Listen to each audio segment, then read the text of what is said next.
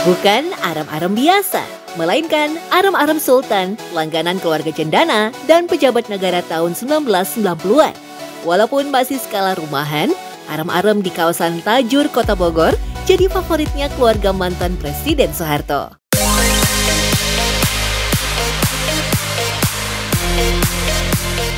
Di bulan Ramadan, arem-arem atau lontong isi memang jadi primadona. Tentu saja gorengan sebagai pelengkapnya. Arem-arem buatan Ibu Kurniasih ternyata sudah eksis sejak tahun 1995.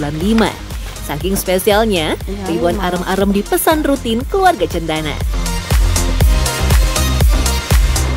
Biasa 1 bulan sih, biasanya 1 bulan. Sebulan itu dia sekitar 1.500. Mbak Mamik ya. Iya. Ya itu 1 bulan itu jumlahnya 1.500. Jadi nanti dia bagi-bagi itu seminggunya berapa gitu. Maksudnya dibagi-bagi jumlahnya. Dia ambil sendiri sih ya. Tidak hanya arem-arem, Ibu Kurniasih sebagai generasi kedua penerus usaha keluarga juga membuat aneka kue basah jajanan pasar. Seperti kue talam, kue pisang, kue cantik manis, dan kue basah lainnya. Berkat peran sang kakaklah, arem-arem Tajur dikenal oleh keluarga cendana. Terutama putri bungsu mantan Presiden Soeharto, yaitu Ibu Siti Hutami Endang Adiningsih atau akrab dipanggil Mami Soeharto. Ya mungkin karena kakak saya suka bawa seperti kalau ada lebih gitu, hitung-hitung sampel lah gitu, dibagi-bagi gitu. Kan dia mungkin cobain rasanya, ya, mungkin cocok lah. Jadi pesen.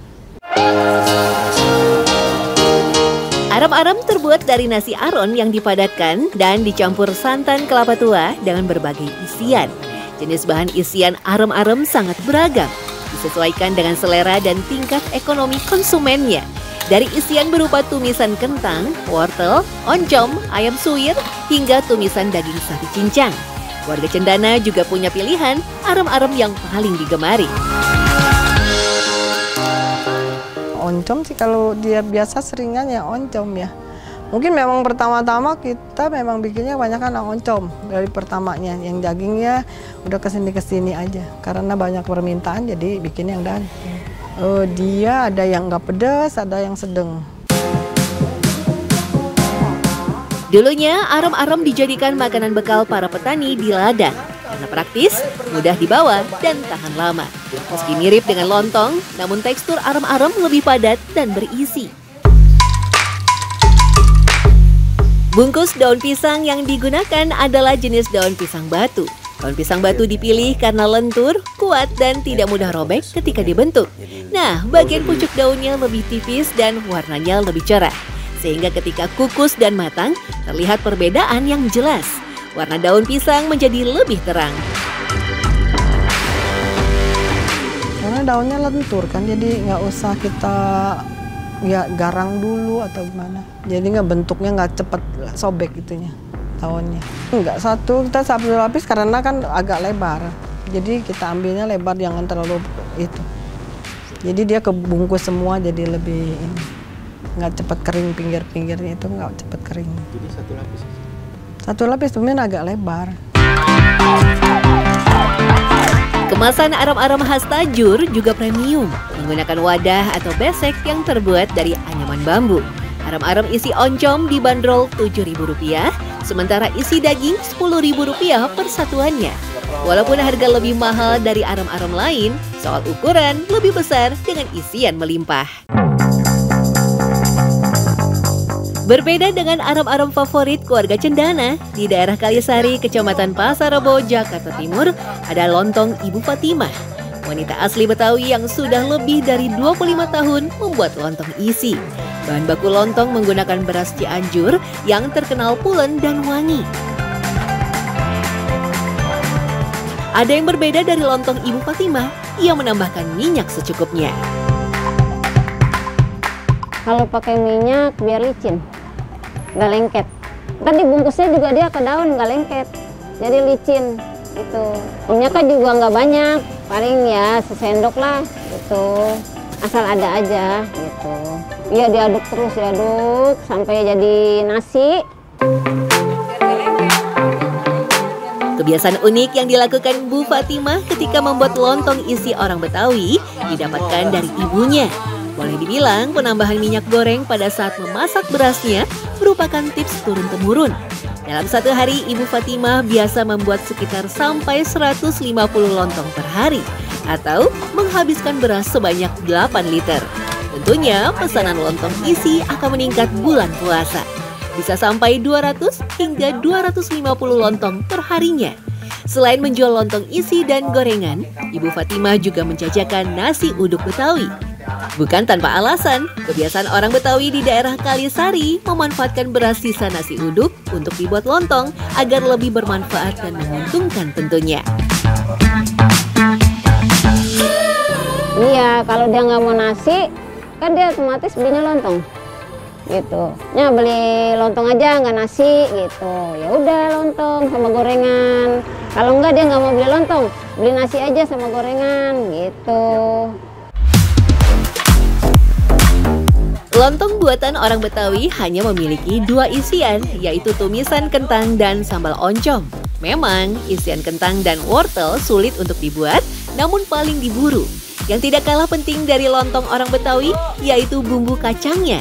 Lontong isi tanpa bumbu kacang bagaikan sayur tanpa garam. Sebenarnya olahan saus kacang tidak hanya ada di Indonesia saja. Olahan saus seperti ini ada di berbagai daerah Asia Tenggara dengan keunikannya masing-masing. Misalnya saja di Thailand, bumbu kacangnya lebih dominan dengan rasa manis. Sedangkan bumbu kacang khas Nusantara punya ciri khas tidak terlalu kental dan tak terlalu encer. Kalau lontong Betawi yang di Kalisari itu bumbunya kentang sama oncom, terus dikasih sambal kacang dah. Enak diaduk-aduk, ditaruh di piring. Langsung dah dimakan.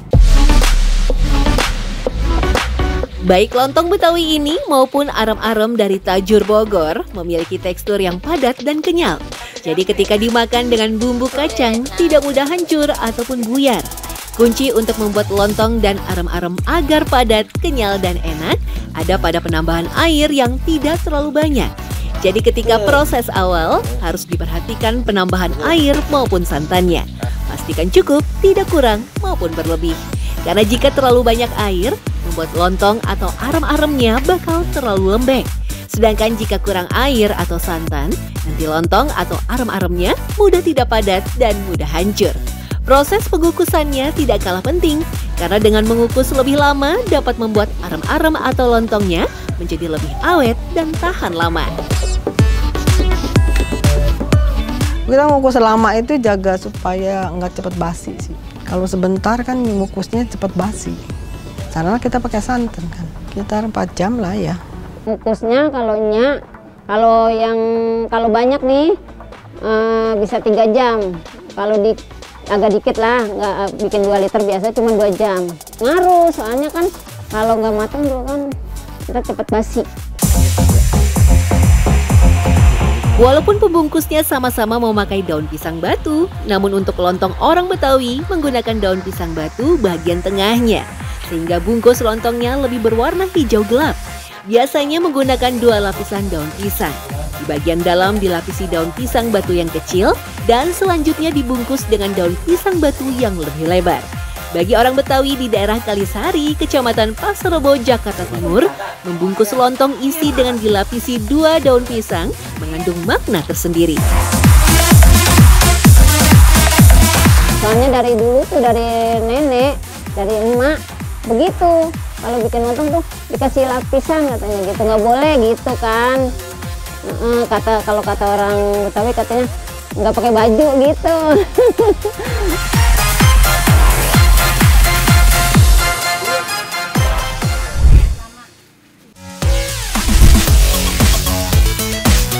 Di Kabupaten Bogor, Jawa Barat, ada sebuah desa penghasil aneka perkakas dapur yang sudah eksis selama 65 tahun. Tak main-main, meski berskala rumahan, produk buatan kampung ini bisa merajai pasar Jabodetabek hingga pasar nasional dengan omset lebih dari 1,5 miliar per bulan.